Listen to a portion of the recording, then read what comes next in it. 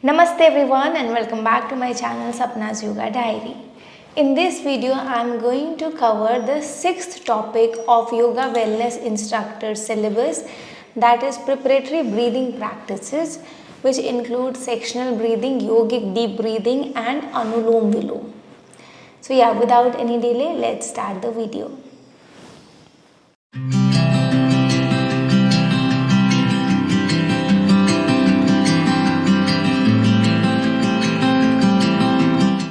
Sectional breathing. In sectional breathing, there are three kinds of breathing techniques: abdominal breathing, thoracic breathing and clavicular breathing. So sectional breathing, sectional breathing basically means breathing through certain section of the body, breathing in sections. When you breathe through the abdomen, when you inhale, the abdomen expands and relaxes, that is abdominal breathing. Thoracic breathing is basically chest breathing. So when you use the chest area, when you inhale and your chest is engaged, chest expands and relaxes, that is chest breathing. Clavicular breathing is basically breathing through your collarbones. So when the collarbones are engaged in the breathing practice, that is basically known as clavicular breathing. So breathing via abdomen, abdominal breathing, breathing via chest, chest breathing, breathing via collarbones, clavicular breathing. And now I am going to show you how each practice is done. I am going to show you in the standing position so that the movements are clearly visible to you. But when you start to teach these practices or practice yourself, it is advisable to first practice it in the laying position, Shavasana, because it's very easy to do it in Shavasana, in the relaxation state. When you get a good hold on practicing these breathing exercises or breathing kriyas, then switch to the sitting position, meditative posture, and then practice these breathing techniques in the sitting position. I am using the standing position just to make the visibility very clear, understanding clear. Okay. When I was actually asked sectional breathing in my Viva, in my practicals, so there also I demonstrated it in the standing position. I took permission that can I show it in the standing position, so because the movement will be clear. It was an online practical, that's why. So they agreed to it because they wanted to see whether I know these practices or not. Okay. So if you are being asked this question, sectional breathing, to demonstrate sectional breathing, seek permission that can I show it in the standing position so that the movements are clearly visible. If they ask you to, otherwise I can also show it in the sitting or in the laying position. So see what they say and then accordingly show them the practice. I also have a video in which I have demonstrated these kriyas in the laying position as well. Okay, so let me show you how to do each practice. Okay, so I'm here. I'm going to show you how each practice is done. First is abdominal breathing. So you can see my abdomen. So see, in abdominal breathing, when you inhale, the abdomen expands, and when you exhale, the abdomen relaxes. Okay. Understand that these are preparatory practice for pranayam, and it has to be done keeping the body in the relaxed state. So do not apply undue pressure, undue force to expand your belly unnecessarily. Stick to your comfort zone and see how much you are comfortably able to expand and relax the belly. And another thing is, when you are doing abdominal breathing, the chest should not move. The movement should happen only in the abdomen. And when you are doing the chest breathing, the belly should not be engaged. So first abdominal breathing. See, as when I inhale, the abdomen will expand vertically. So suppose this is the x-axis, this is the y-axis. So the expansion is going to happen in this manner. That is why abdominal breathing is also known as vertical breathing. So just observe. I am placing my right palm on my belly to feel the movement. I am starting now.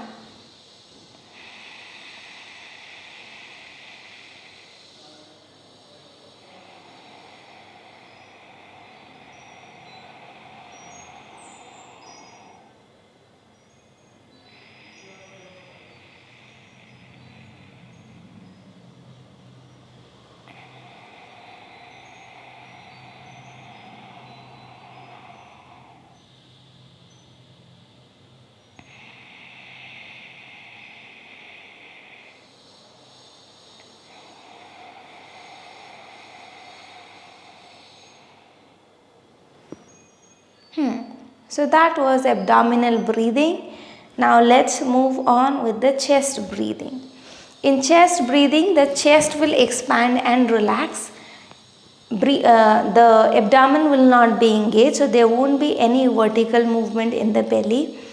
The chest breathing is also known as horizontal breathing. Horizontal breathing because here the movement will be like this, in the same plane as your body. So suppose as I said that this is x-axis. So when you are using abdominal breathing, the movement was like this. When you will be doing chest breathing, the movement is going to be like this. So as you inhale, the chest will expand and chest will move towards the chin. And as the chest is moving up, the abdomen gets stretched in the upward like this. Okay, there won't be any vertical movement in the belly. So the belly will not be engaged. The breathing will happen only through the chest. Observe. I'm placing my both palms on the chest to feel the movement.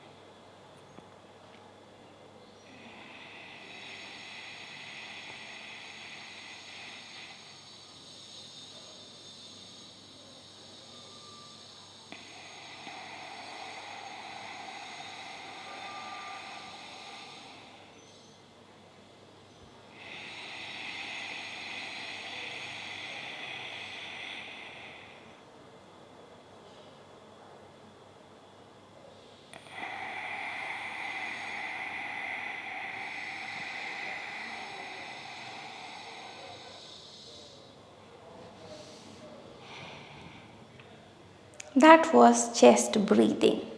Remember, while doing chest breathing also, there should not be any undue pressure or force.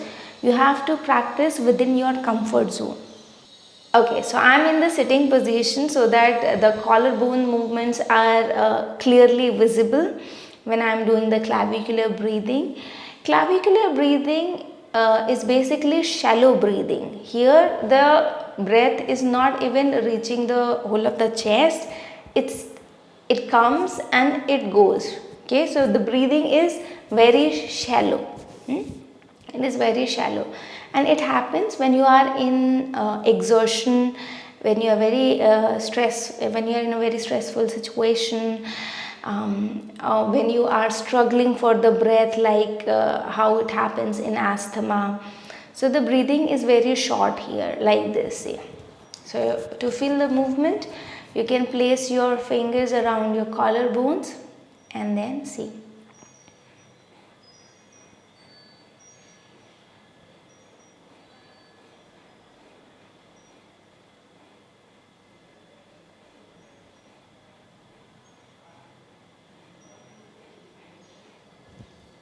So that was clavicular breathing.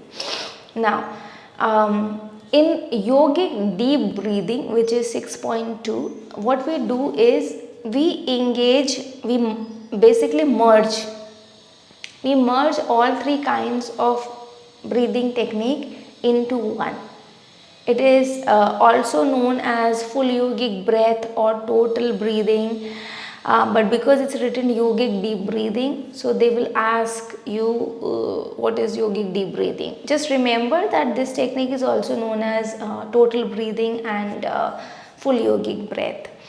So yeah, in full yogic breath we basically merge all three kind of breathing practices.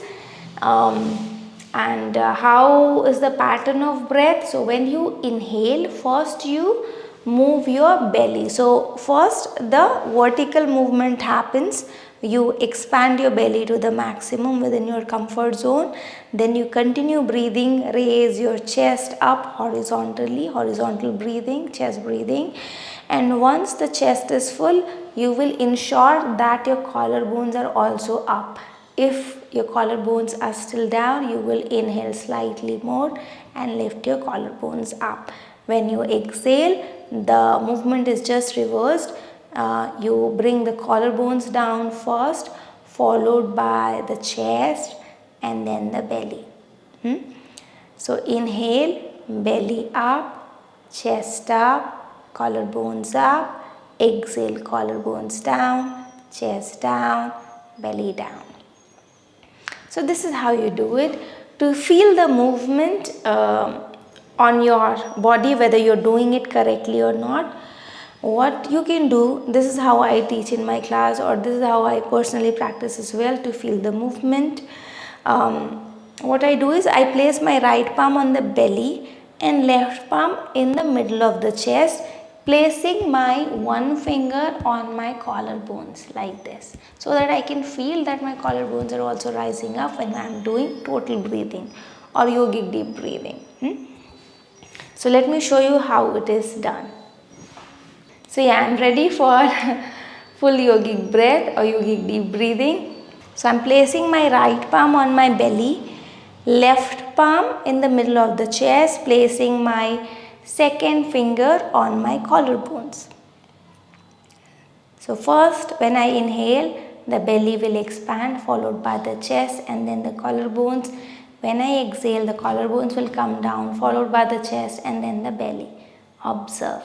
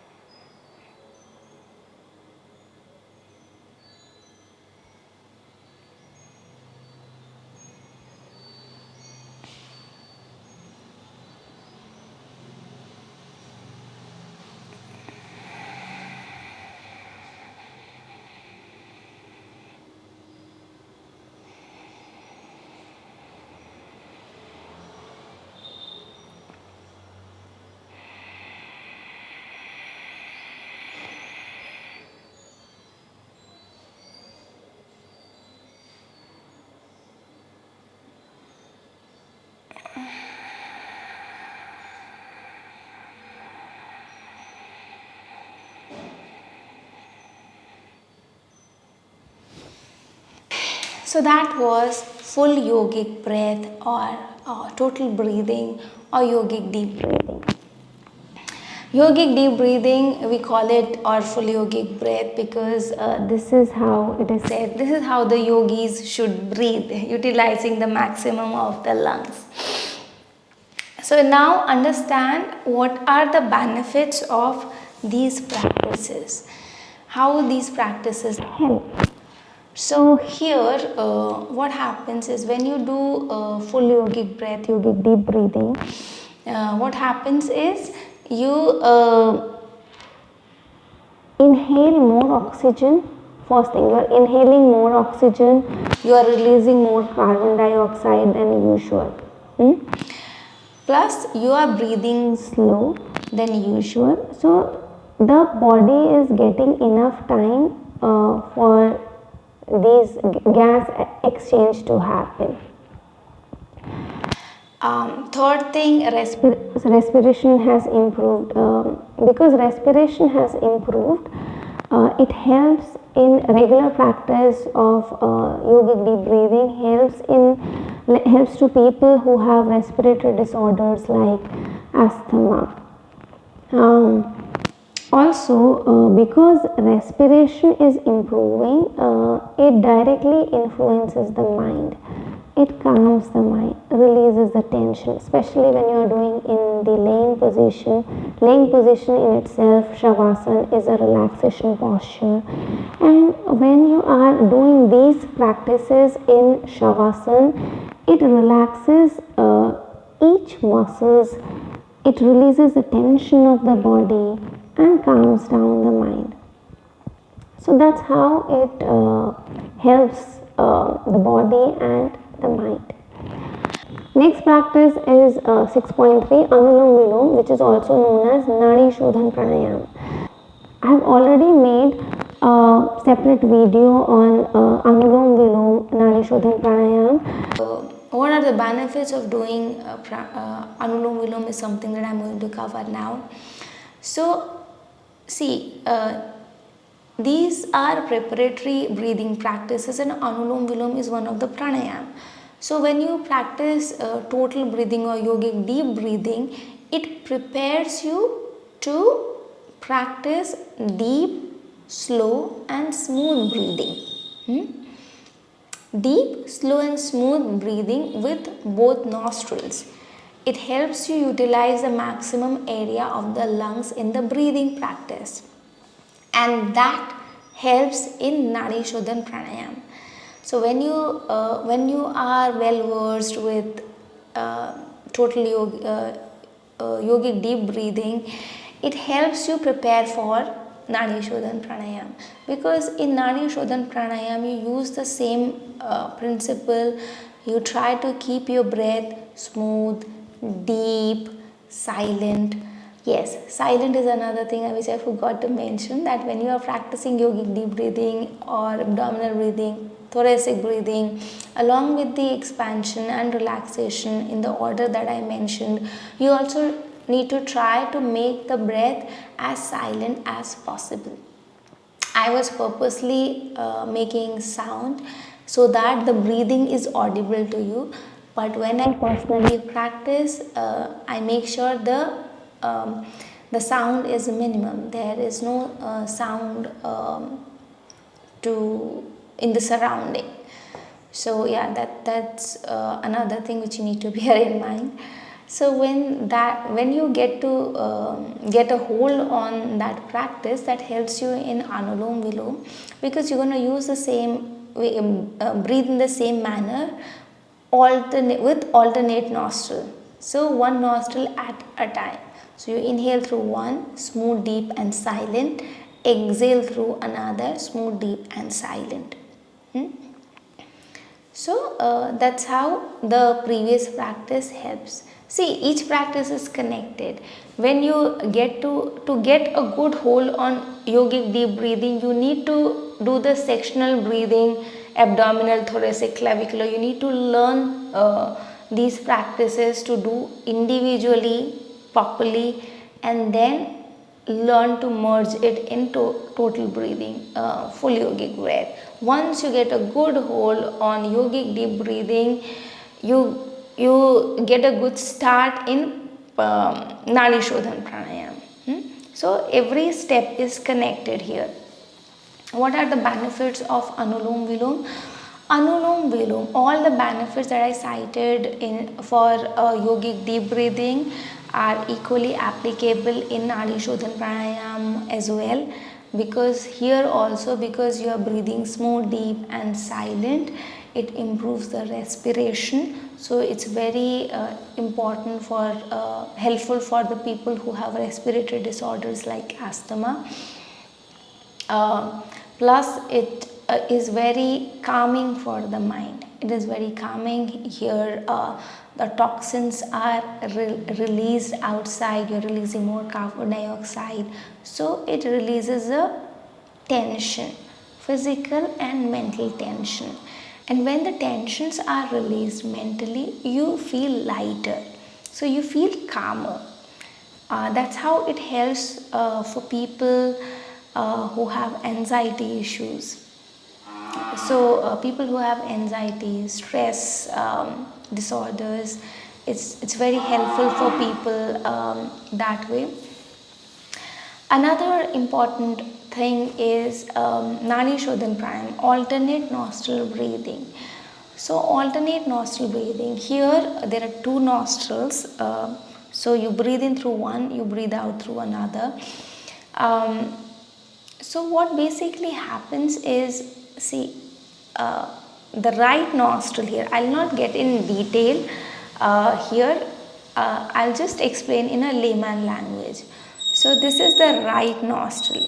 So understand this as, this is called as, this side is known as the Pingala Nadi, this side, the right side, the Surya Nadi, Pingala Nadi or Surya Nadi, and the left one is the Ida Nadi or the Chandra Nadi, Surya, Chandra.